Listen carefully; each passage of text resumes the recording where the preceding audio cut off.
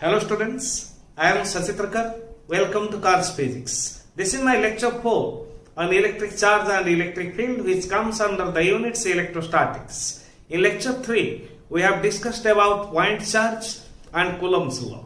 In this lecture, we will completely analyze Coulomb's law, and first we will study Coulomb's law in vector form, then validity of Coulomb's law, then comparison between electrostatic force and gravitational force, and finally we will go through superposition effect of electrostatic force. Okay, let's discuss Coulomb's law in vector form.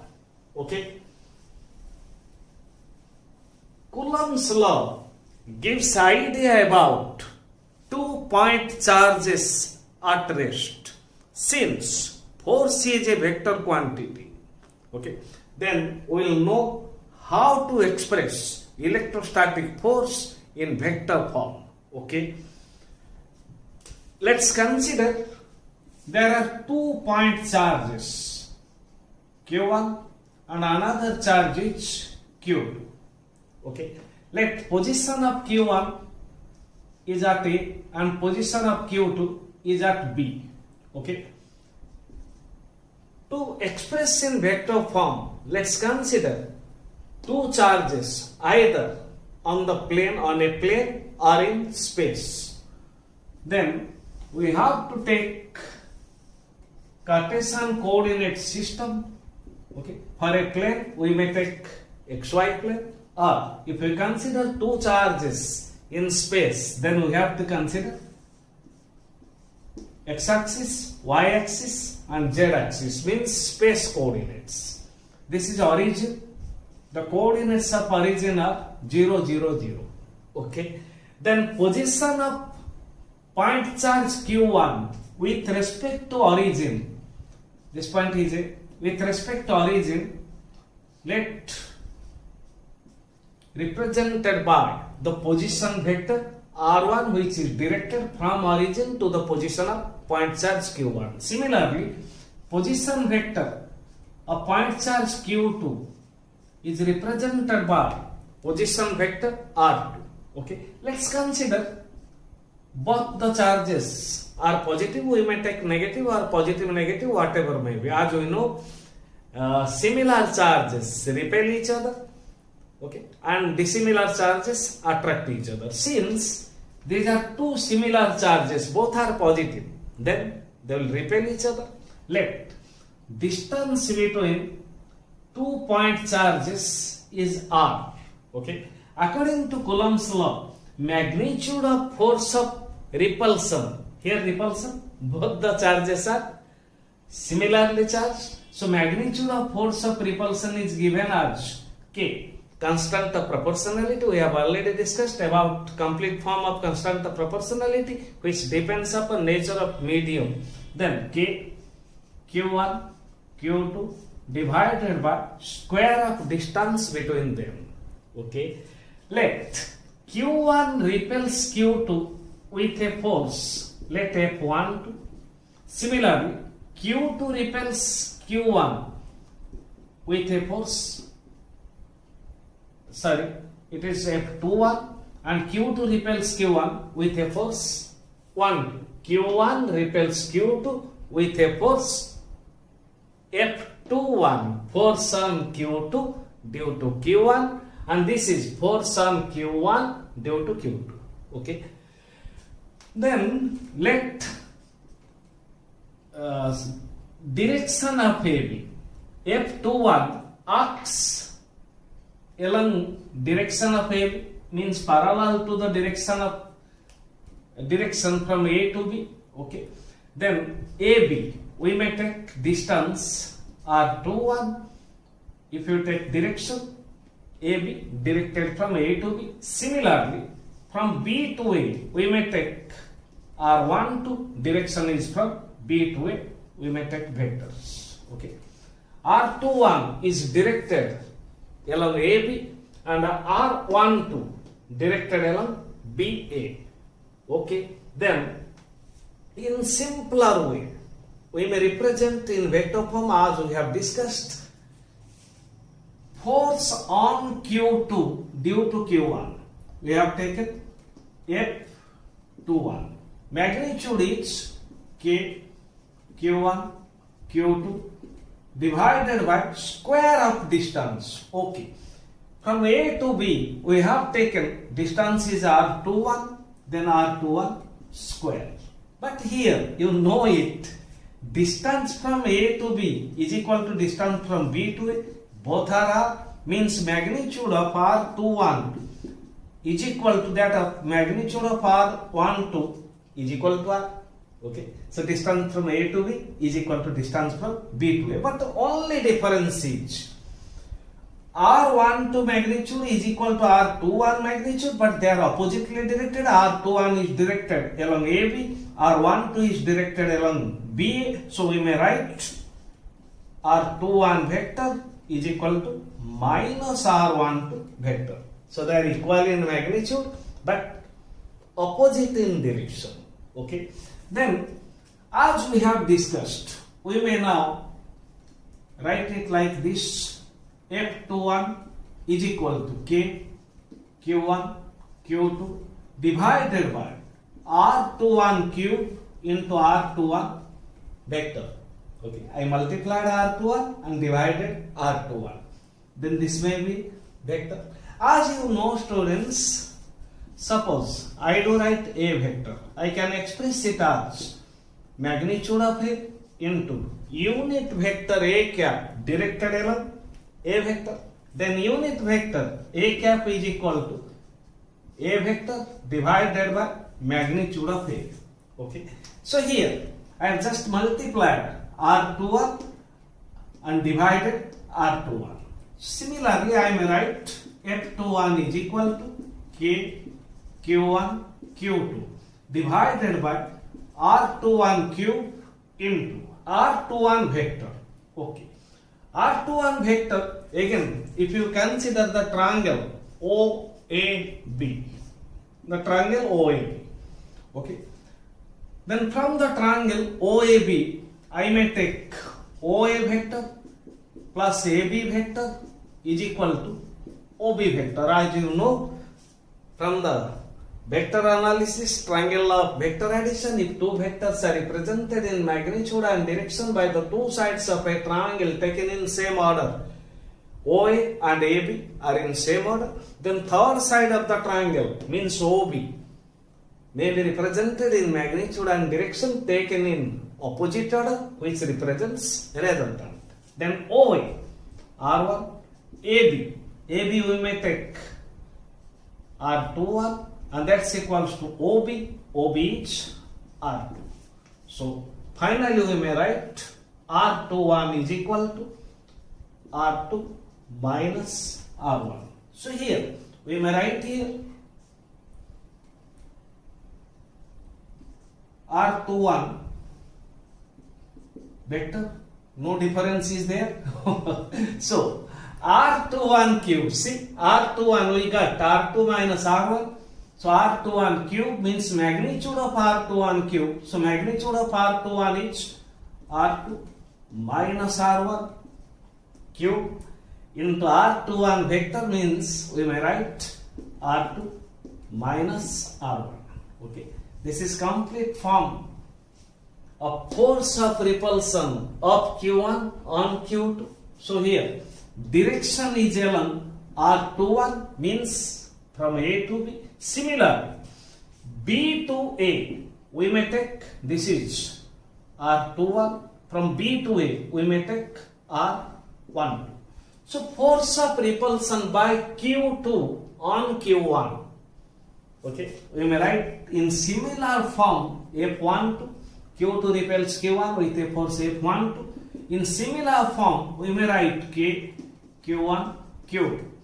Now we may consider this will be R12 square if you take magnitude. Okay, and in vector form again we write F12 is equal to K, Q1, Q2.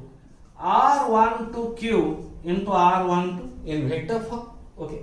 Now you may consider the triangle OBA. OB and BA are in same order and OA in opposite order. By analyzing, we will get, in place of R1, we may get, this is R2 minus R1. This will be R1 minus R2. Okay. OB plus BA is equal to OA. R2 plus R12 is equal to R1. Okay. Similarly, we may write F12 is equal to K, Q1, Q2 divided by R12.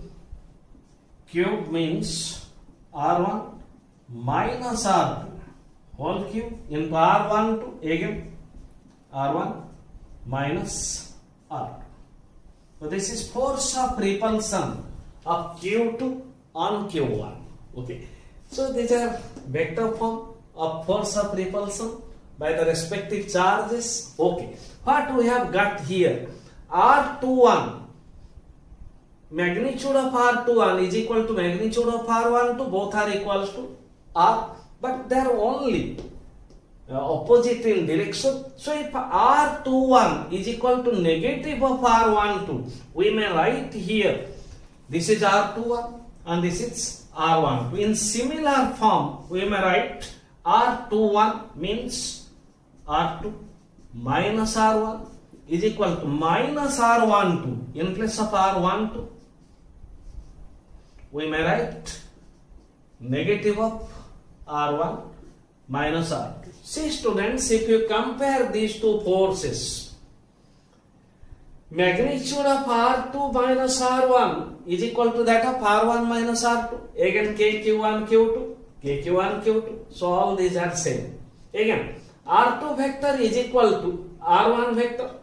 Sorry, R2 vector minus R1 vector is equal to R1 vector minus R2 vector, equal in magnitude and opposite in direction. So these two forces, we may conclude that F21 magnitude of force of repulsion of Q1 on Q2 is equal to magnitude of force of repulsion of Q2 on Q1, that's equals to F1. Since all these quantities have same magnitude, so these two forces have equal magnitude, but since R2 minus R1 is negative of R1 minus R2, this is R2 minus R1 and this is R1 minus R2, equal in magnitude, opposite in direction. So finally we may write F21 is equal to negative of F1. Okay. So first we have expressed the forces, respective forces on the charges Q1 and Q2 in vector form, and this shows that force, electrostatic force of Q1 on Q2 is equal to F21, electrostatic force of Q2 on Q1 is F1. So these two forces are equal in magnitude and opposite in direction. Okay. Now we may conclude that Coulomb's law of electrostatics is in accordance with Newton's third law of motion. If F21 is considered as action force, then F12 may be considered as reaction force. Okay. Action is equals to reaction but opposite in direction. Okay. Action has equal and opposite reaction. Okay. So this is also proved that Coulomb's law of electrostatics is in accordance with Newton's third law of motion. This proves the law. Okay. And this is about Coulomb's law in vector form. So I think you are taking screenshot. Okay. Practice it. This is for your regular studies. Okay. And also this may be used to solve problem if you take coordinates. Means coordinates of position of Q1, you may take x1, y1, z1. Position means coordinates of point charge Q2, x2, y2, z2, and accordingly you may put here to solve the numericals. Okay, you know it from vector analysis. Okay, this is Coulomb's law in vector form. Can I erase it? Okay.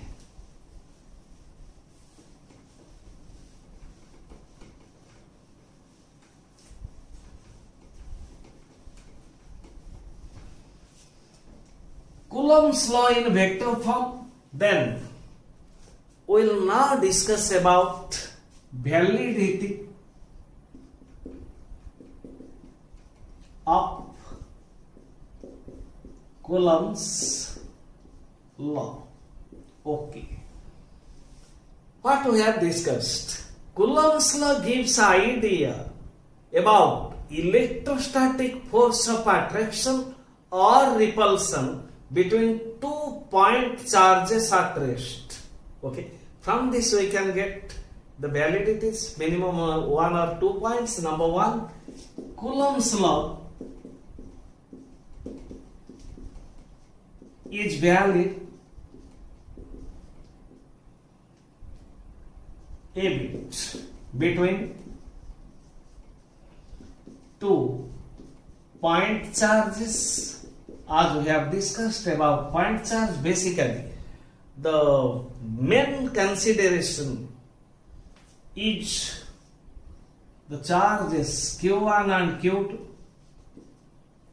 may be considered as point charges if the charges, what we have discussed, charge always comes with mass, or charge is always associated with mass. The Q1, charge Q1 is associated with such a particle that the particle is of point size. Okay. Similarly, Q2 means size of the particle on which charge reside is very small as compared to distance between 2 point charges. This is the basic consideration of point charge. Okay. The size of particle on which charge resides is very small as compared to distance between 2 point charges. Okay. Next, Coulomb's law is valid between the charges at rest. Coulomb's law gives idea about electrostatic force, means charges at rest. Okay. Then number 2 point, electrostatic force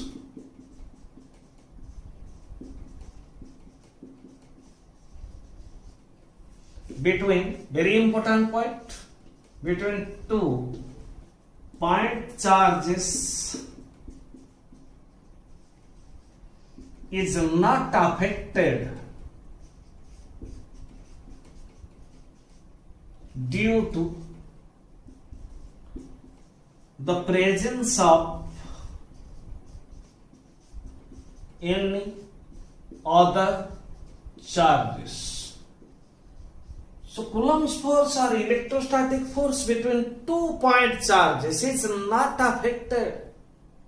Means force between 2 point charges remains same, not affected due to presence of any other charges. Say for example, we are considering 2 point charges Q1 and Q2.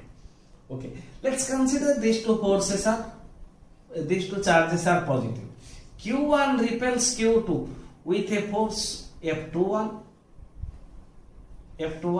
Okay, and similarly, or you may take negative. Okay, Q1 is positive, Q2 is negative. Q1 attracts Q2 with a force F21. Similarly, Q2 attracts Q1 with a force F12. As we know, magnitude of F21 is equal to magnitude of F12. So there is, let magnitude of F21 is equal to magnitude of F12 is F, means force between 2 point charges is F. If another charge Q3, suppose this is a point charge Q3 placed near Q1, or this is a point charge Q4 kept near Q2, then these two charges, presence of these two charges Q3 and Q4 doesn't affect the electrostatic force between Q1 and Q2. It remains same as that of previously, that is F. Okay. Coulomb's force or electrostatic force between 2 point charges is not affected due to the presence of any other charges. Okay. Then number 3.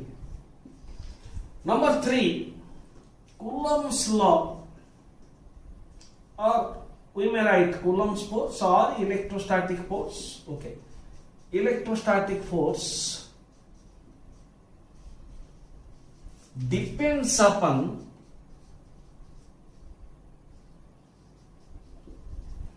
nature of medium. Electrostatic force depends upon nature of medium, as we have discussed. If electrostatic force between Q1 and Q2 is F in air or vacuum, actually for vacuum is vacuum, then in a medium,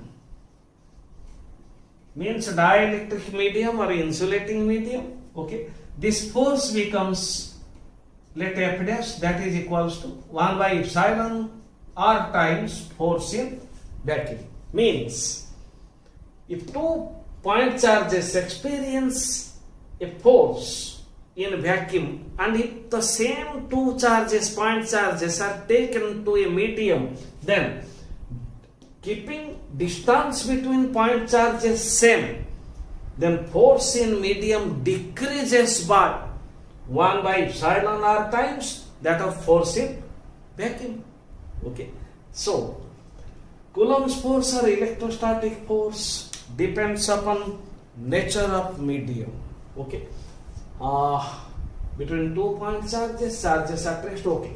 Now we'll erase these points and we'll go to some new points. Okay. You should take screenshot. Then next point,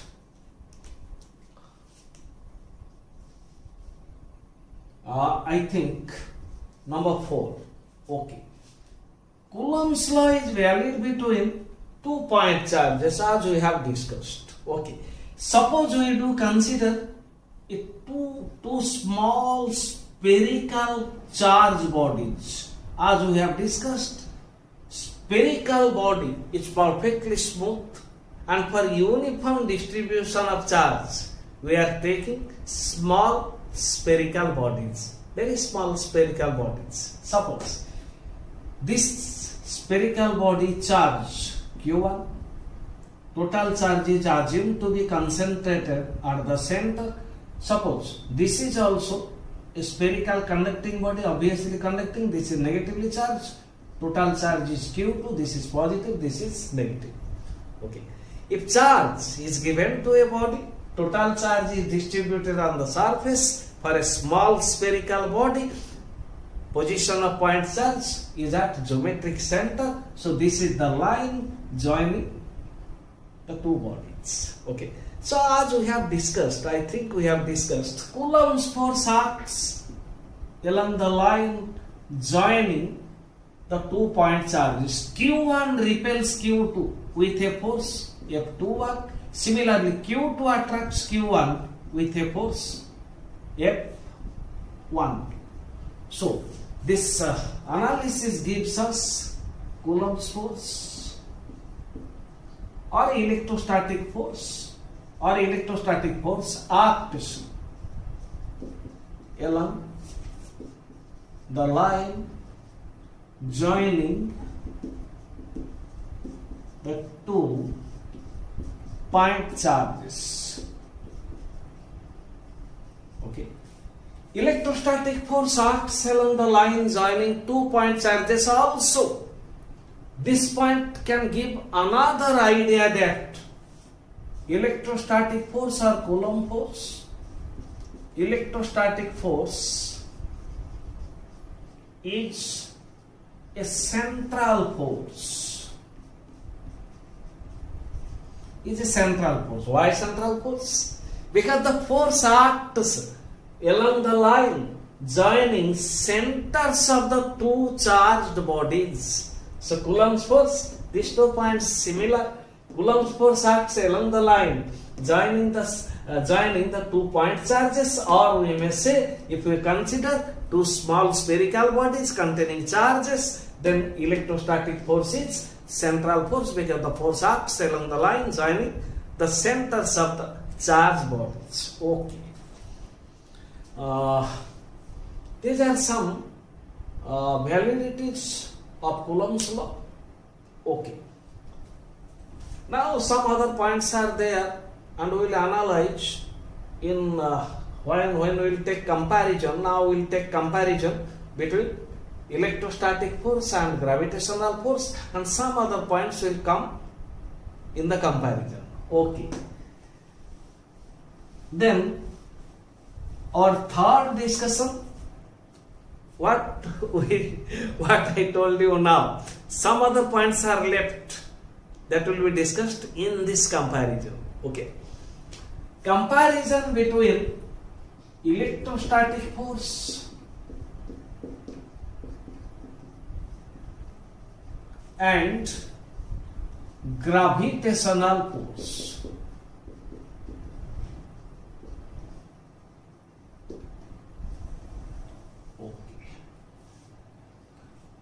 Electrostatic force and gravitational force. See students, electrostatic force between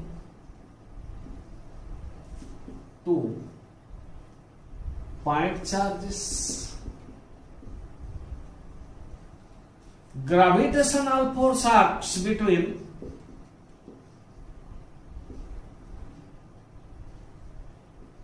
two point masses.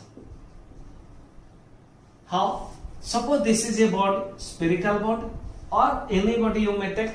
Total mass is assumed to be concentrated at the center of the mass. Okay, this mass m2, this mass m1, and this is distance between 2 point masses, center of mass or point mass. So here the force is between 2 point charges,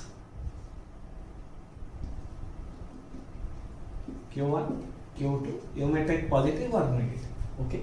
Then number 2, Coulomb's force. I have written only electrostatic force acts. Electrostatic force may be attracting or repelling. Between dissimilar charges there is force of attraction, between similar charges there will be force of repulsion. Gravitational force always attracting by nature. So gravitational force is always attractive, because between two masses there is always force of attraction. Okay. Number 3, what we have already discussed. Electrostatic force depends upon nature of medium. Okay. Number 3, gravitational force is independent of nature of medium. Why? Because electrostatic force is constant of proportionality. We may take it 1 divided by 4 pi epsilon Q1 Q2 divided by R square. Here this constant of proportionality means 4 pi epsilon. Epsilon is permittivity, which depends upon nature of medium. But gravitational force G M1 M2 divided by R square, where G is universal gravitational constant. Okay. Here constant of proportionality depends upon nature of medium, but universal gravitational constant is independent of nature of medium. Okay. So for which we may say gravitational force is universal. But electrostatic force means Newton's law of gravitation is universal law. Coulomb's law of electrostatics is not universal. Because this constant of proportionality in place of k 1 by 4 pi epsilon and k constant of proportionality depends upon nature of medium, but universal gravitational constant g is independent of nature of medium. Okay, then there are some other points to be compared. Okay, number 3. Number 4. Some similarities and some dissimilarities. Some similarities and some dissimilarities. Comparison. We'll consider similar points and also dissimilar points. Okay. Electrostatic force is conservative force. Also, these discussions are on similarity discussion. Gravitational force is also conservative force. What is meant by conservative? You know it. You have studied Newton's laws of motion. Okay. In that subject, you have already gone through different types of forces. Okay. Conservative force, non-conservative force. Conservative force, I am also writing only 1 or 2 points about conservative force. Work done by conservative force is independent of path, but depends upon initial and final position. Work done by conservative force is independent of path but depends upon initial and final position. We will apply this theory in numericals. We will discuss. Okay, I will remember to discuss. Okay, then another characteristics of conservative force: work done in a complete path is 0. These are characteristics of conservative force. Work done in a complete path is 0, but work done by conservative force in a complete path is 0. Okay. Under the action of gravitational force or under the action of electrostatic force, if work is done in a complete path, means either a body or a charged particle moves from a point under the effect of, suppose we are considering about a charged particle. A charged particle moves from one point under the effect of electrostatic force and again returns back to initial point. Then this is complete path, then work is 0. In both cases, under the effect of gravitational force or under the effect of electrostatic force, since both are conservative forces, work done in complete path is 0. But work done by non-conservative force in a complete path is not 0. For your information, you should have discussed, I think, best example of non-conservative force is frictional force. Okay. Work done by frictional force in a complete path is not 0, but work is equal to change in kinetic energy. Change in kinetic energy in a complete path, work done by frictional force. So, gravitational force as well as electrostatic force are conservative forces. Okay. Now we have to erase it. See students, suppose there are two charged particles. This is a particle, this is a particle. Let this are charge q1, this are charge q2, whatever may be the sign plus minus, distance between them is r. As we have discussed, charge always comes with mass. Let mass of this particle is m1, mass of this particle is m2. Obviously, there will be electrostatic force between q1 and q2, between the charges, and also there will be gravitational force between two masses. Okay. Gravitational force is always attracting. This is also another difference. Gravitational force is always attracting by nature, but electrostatic force may be attracting or may be repelling. Electrostatic force may be attracting, I think we have discussed it, or repelling. Gravitational force always, I think we have discussed it, always attracting. Okay. So, between two charged particles, there will be electrostatic force, also there will be gravitational force, but in this case, let electrostatic force is Fe, gravitational force is Fg. So, in this case, if two forces are simultaneously present, then we have to neglect gravitational force. Okay, because electrostatic force is much more as compared to gravitational force. Okay, let's take an example. Let's consider these are two electrons. Means we are considering 2 point charges. Charge of each point charge is charge of electron. Again, this is one electronic charge, this is one electronic charge. Obviously, mass will be same. Mass of electron and mass of electron. Let distance between them is x, y, or r, whatever you may take.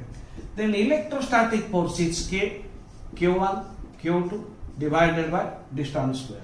So electrostatic force in vacuum, k is 9 into 10 to the power 9, E into E, charge of electron into charge of electron, square of charge of electron divided by square of distance. So electrostatic force 9 into 10 to the power 9, charge of electron 1.6 into 10 to the power minus 19 square divided by x square. Again, gravitational force is G, mass into mass divided by square of distance. Gravitational constant 6 points, this is in Newton, 6.67 into 10 to the power minus 11.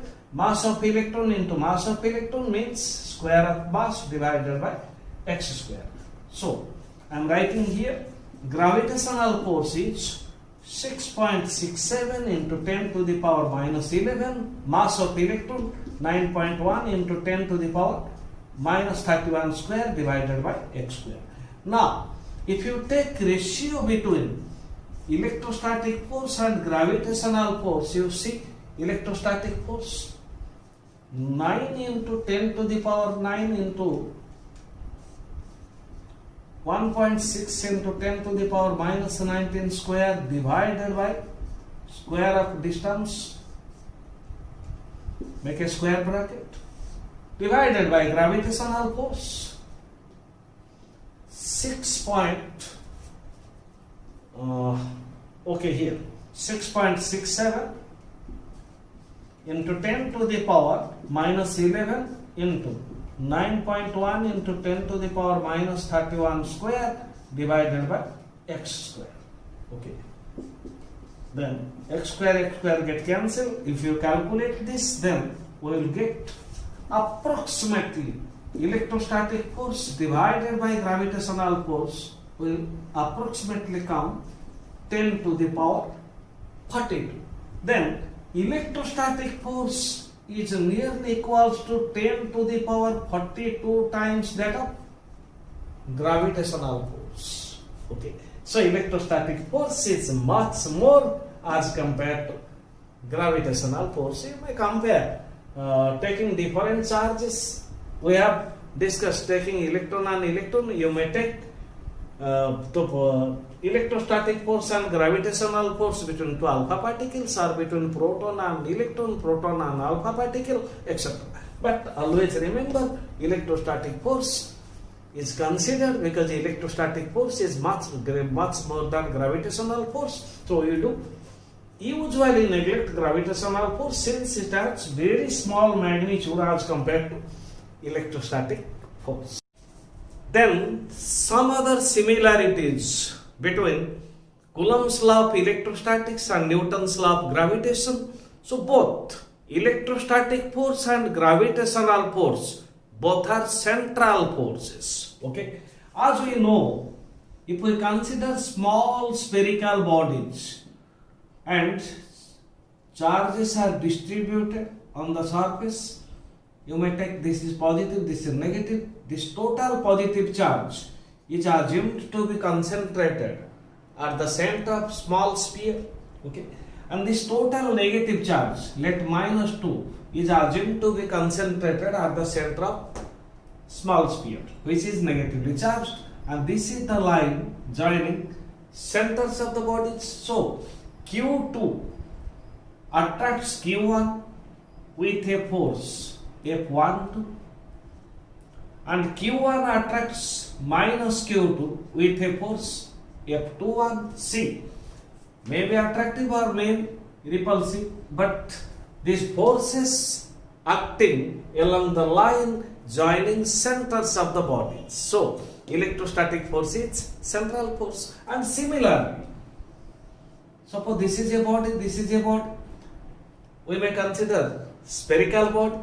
Suppose mass of this body is m1, mass of this body is m2. This is the line joining centers of the bodies. Okay, and according to according to Newton's law of gravitation, gravitational force is only attracting. Electrostatic force may be attracting or may be repulsive. So m1 attracts m2 with a force F21. Similarly, m2 attracts m1 with a force F12. So gravitational force is also central force.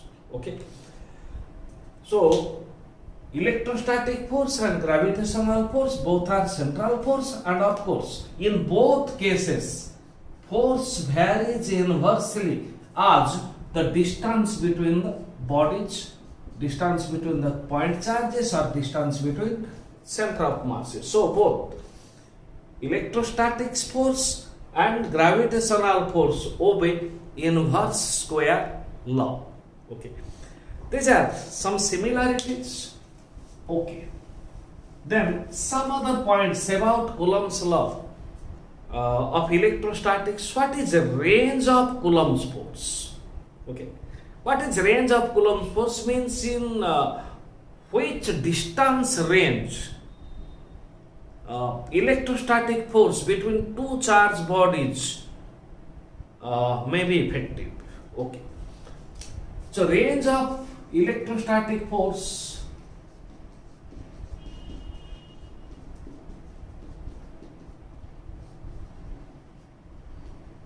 from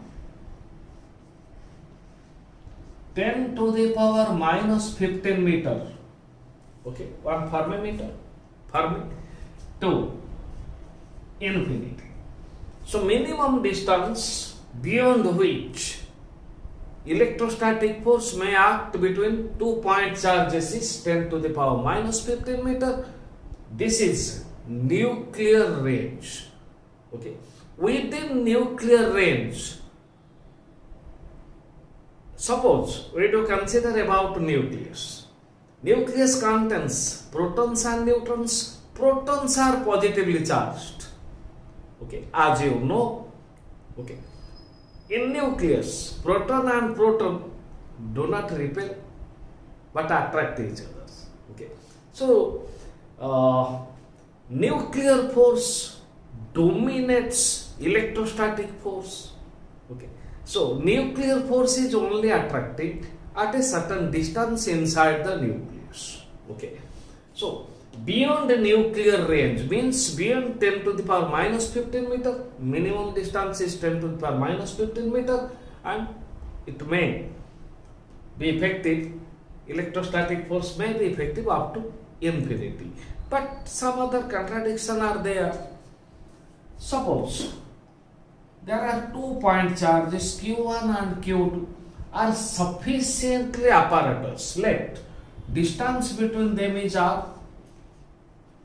Let's assume R is equal to 1 light year, and you know 1 light year is a distance traveled by light in vacuum in an interval of time 1 year. Okay. Okay, suppose now force between them is F, K, Q1, Q2 by R square. Let's take this force is F1.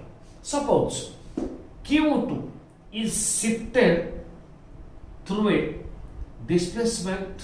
Let this displacement is delta R. Delta R is small as compared to R, where R is 1 light year. Okay. Now Q2 is shifted to this point. Let this point is B. This point is B dash. Okay. This is A.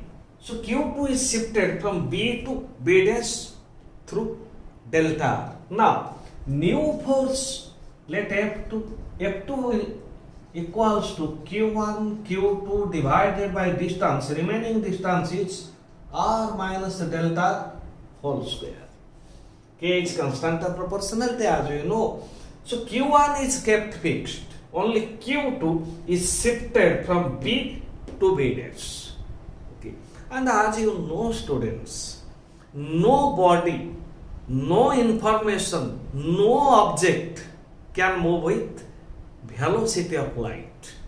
Okay, it's maximum velocity of light. Since new position is B dash, force should be Q F2, K Q1 Q2 divided by R minus delta R whole square. But this force will be felt or we may observe between these two charges after a long interval of time, minimum 1 year, taken by light. So this may not be valid for too long distance, 1 light year. Okay. There are discussions about comparison between Coulomb's force and gravitational force. Okay. Our last discussion in lecture 4 is superposition effect of electrostatic forces, which is very easier, only application of vector addition. Okay. Superposition effect or superposition principle of electrostatics forces. As per superposition principle, if a number of charges form a system, then resultant electrostatic force on any one of the charge due to other charges in the system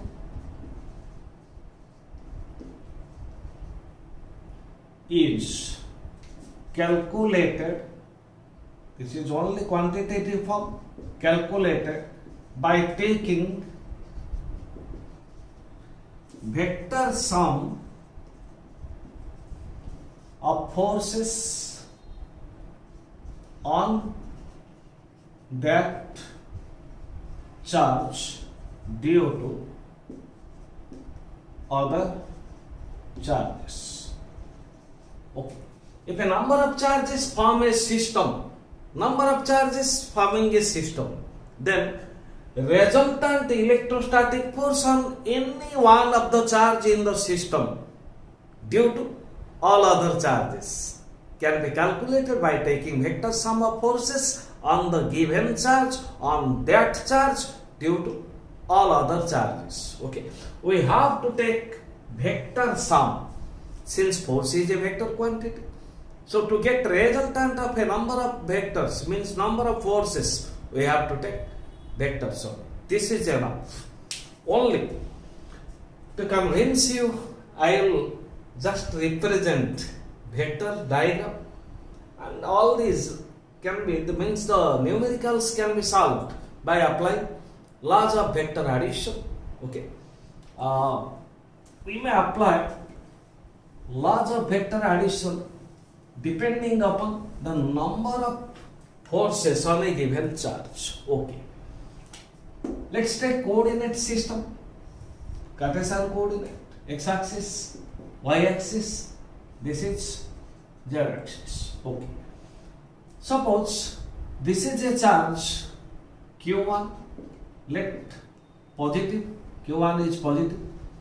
Position vector with respect to origin is r1.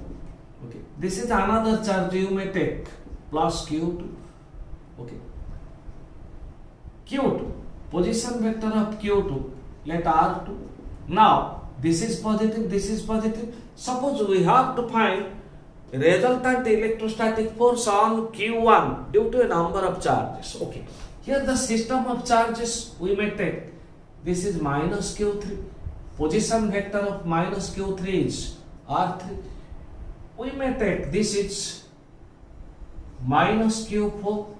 Position vector of this charge is r4 and so on. There are number of charges, and finally I am taking this is a charge plus qm. Okay. q1, q2, q3, q4 up to qm, a number of charges forming a system. See, q2 will repel q1 with a force F1. q3 will attract q1 with a force this is F12, this is F13. Okay, I am representing outside it because this will not be clear for you. I am representing here, these are the representation. This is Rn, position vector and so on. So this is plus q2, this is plus q1, this is plus qm, this is minus q4, and this is minus q3. So there are n number of charges I have represented in identical form. So q2 repels q1.